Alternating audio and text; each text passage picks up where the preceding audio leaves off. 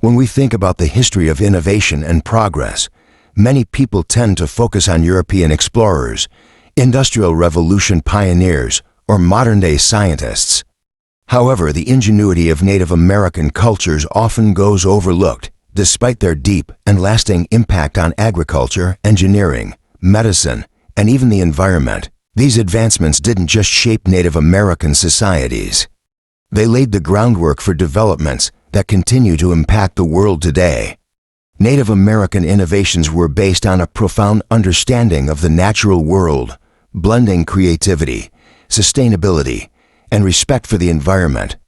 This blend of traditional knowledge and ingenuity offers valuable lessons for addressing the challenges we face in modern society. In this video, we will explore 7 groundbreaking Native American inventions that have changed the world. Each invention offers not only a practical solution, but also an opportunity for us to learn more about the wisdom of indigenous cultures and how their knowledge has been passed down through generations. These inventions include sustainable farming techniques, aquatic engineering, medicinal discoveries, and materials science, all of which continue to influence modern society. One of the most remarkable innovations of Native American agriculture is the Three Sisters system, which dates back thousands of years.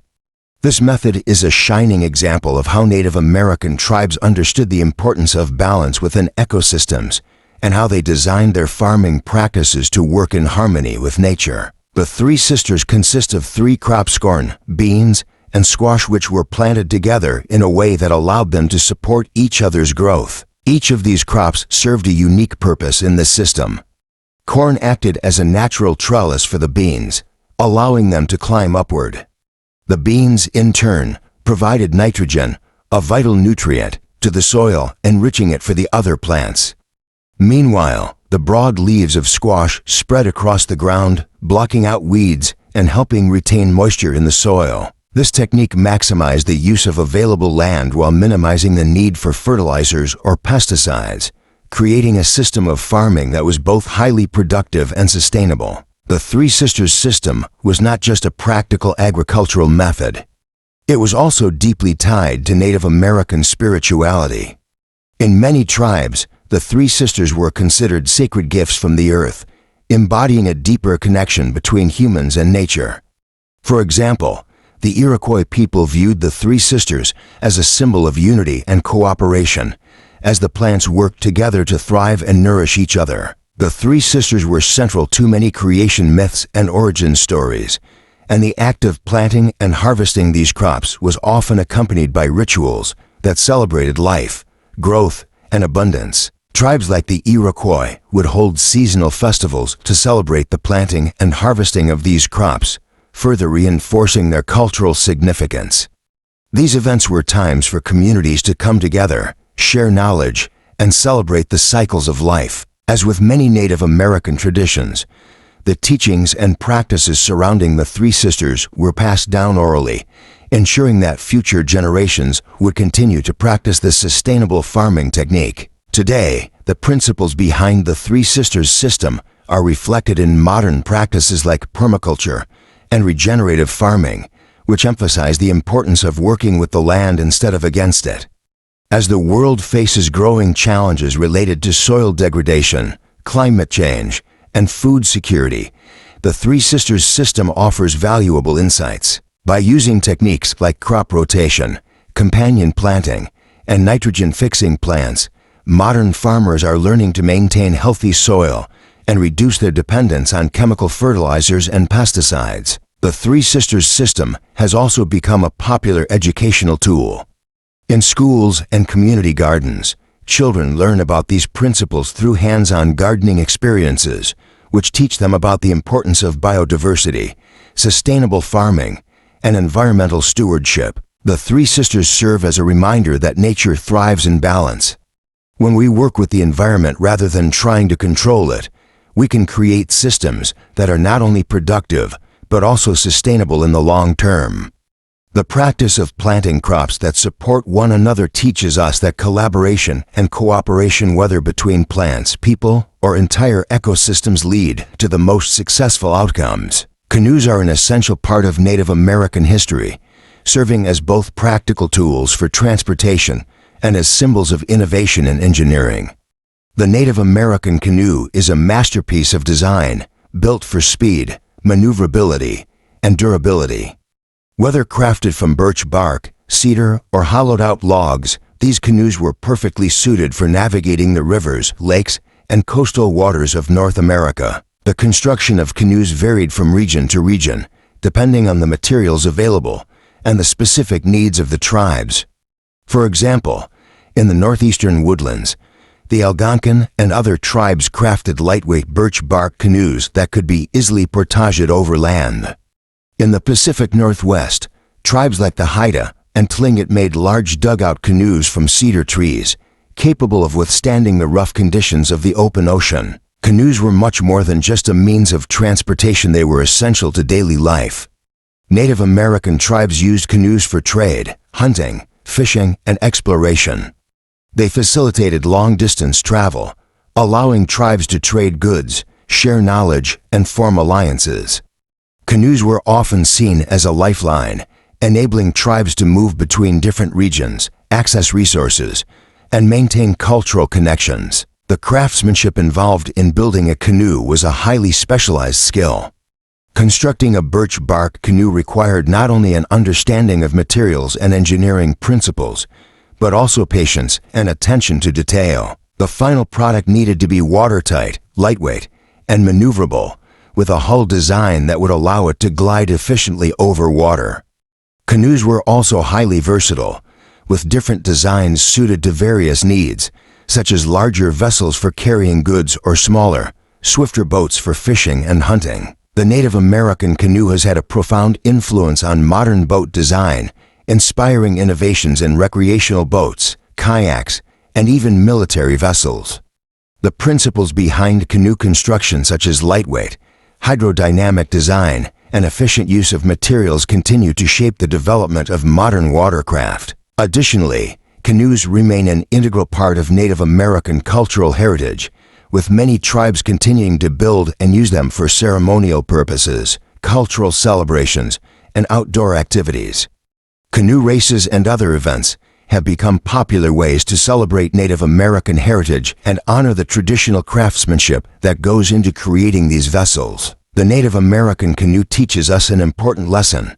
Sometimes the best solutions are the simplest.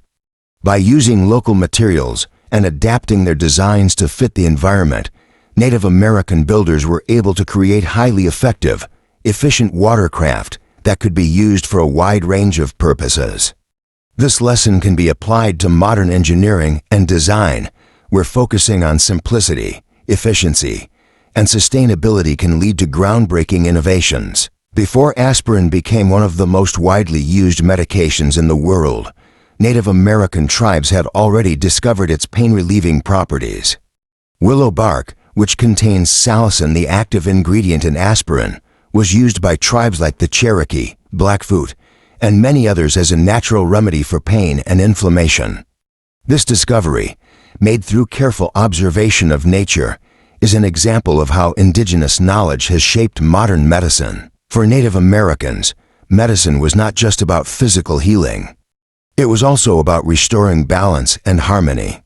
Medicinal plants were seen as allies in maintaining health, and their use was often tied to spiritual practices. Shamans, or traditional healers, had an intimate understanding of plants' medicinal properties and used this knowledge to treat everything from headaches to fevers to wounds. Willow bark was just one of many plants used in Native American medicine. Others, like echinacea, sage, and tobacco, were also used for their healing properties. The knowledge of these plants was passed down through oral traditions and ceremonies, ensuring that each generation had access to the wisdom of their ancestors. In the 19th century, European scientists and pharmaceutical companies synthesized salicin, leading to the creation of modern aspirin. Today, aspirin is used worldwide to treat pain, reduce inflammation, and prevent heart disease. This highlights how modern medicine often builds upon the knowledge of indigenous peoples, who had already discovered and applied many of the same principles centuries earlier. The story of willow bark is a reminder that indigenous knowledge is not just historical, it is still relevant today. Many modern medicines have roots in traditional practices, and the ongoing study of plants and natural remedies continues to uncover new treatments. This teaches us that by respecting and preserving indigenous knowledge, we can uncover new insights that may lead to breakthroughs in medicine and science. Winter in North America can be a difficult season, especially in regions with deep snow and freezing temperatures. Native American tribes in colder climates developed snowshoes to navigate through snow-covered terrain with ease. These ingenious devices were designed to distribute the weight of a person's body over a larger surface area, preventing them from sinking into deep snow. The basic design of snowshoes, with a wide, flat frame and woven webbing, allowed people to travel across snow-covered landscapes more efficiently and without the exhaustion that comes with trudging through deep snow. The earliest versions of snowshoes date back over 6,000 years, used by the Algonquin, Iroquois, Cree, and other tribes in the northern regions of North America. The frames were made from materials like wood, and the webbing was traditionally crafted from animal sinew, plant fibers, or gut, which were lightweight yet strong enough to support the wearer's weight. Snowshoes were crucial for survival, allowing people to travel for hunting, gathering, and trade during the harsh winter months. In regions where winters were long and severe, the ability to move across snow and ice without sinking into it was a life-saving skill. In addition to facilitating travel, snowshoes enabled indigenous peoples to access essential resources, like game for hunting or areas for fishing. This access to more resources allowed for self-sufficiency and resilience, even in the coldest months of the year. Snowshoes were also culturally significant. In some tribes, snowshoe making was a skill passed down through generations. The designs could vary by region or tribe, with some tribes crafting snowshoes specifically suited to the types of snow or terrain they encountered. The making of snowshoes became an art form, requiring intricate knowledge of materials, design, and structure. Today, snowshoes are still widely used by outdoor enthusiasts, travelers, and athletes for winter sports like snowshoe racing and hiking. Modern snowshoes may use synthetic materials, but the basic principles of the design remain unchanged. They continue to be a reliable tool for navigating snowy landscapes in places as diverse as the Canadian Rockies, the mountains of New England, and even remote areas of Alaska. Snowshoes are also an important part of Native American heritage, with various tribes continuing to make and use them in traditional ceremonies and events. Many modern snowshoe designs are inspired by indigenous methods, paying tribute to the generations of knowledge and craftsmanship that led to this innovation. The creation of snowshoes teaches us an important lesson in adaptation. Rather than trying to fight against the challenges of nature, Native American innovators embraced them and created solutions that worked in harmony with their environment. The ability to adapt tools to suit specific needs is a valuable lesson for today's world, where innovation is often driven by the challenges we face, from climate change to resource management. Lacrosse, a game played with a ball and a stick, originated among Native American tribes in the eastern part of North America, particularly the Iroquois Confederacy. But lacrosse was much more than a mere sport. It was a cultural and spiritual practice. The game was played for a variety of purposes, including as a form of training for war, as a spiritual practice to honor the Creator, and as a method for settling disputes between tribes. The game's origins date back to the 17th century, but it's believed that forms of lacrosse were played by indigenous people long before European settlers arrived. The game was played using a small, rubber ball and a long-handled stick with a net at one end, known as a crosse. The objective of the game was to score by shooting the ball into the opposing team's goal. The field could stretch for miles, and the teams could consist of dozens or even hundreds of players, depending on the tribe's traditions. The game was played with great passion and intensity, often accompanied by ritualistic practices, singing, and drumming. In Native American cultures, lacrosse was much more than just a physical activity. It was a means of maintaining physical and mental health and it played a key role in the social and spiritual lives of the players and their communities. It was considered a gift from the Creator, and winning the game was seen as a way to honor the divine. Lacrosse also had a political and social role. The game was used to resolve conflicts between tribes, with matches serving as a way to settle disputes without resorting to violence. It also played a part in the training of young men for war, as it required speed, agility, and tactical thinking. The game was deeply woven into the fabric of Native American life, influencing not only social relationships, but also spiritual beliefs and cultural practices. Lacrosse has come a long way from its roots in Indigenous communities.